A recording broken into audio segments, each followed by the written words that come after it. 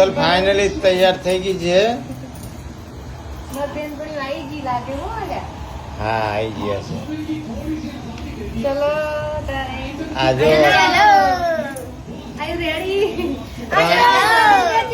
કપડે પહેરે ત્રણે માં દીકરીએ મેચિંગ કપડા કેવી પહેરે. લાગે છે મારી બે ઢીંગલીઓ?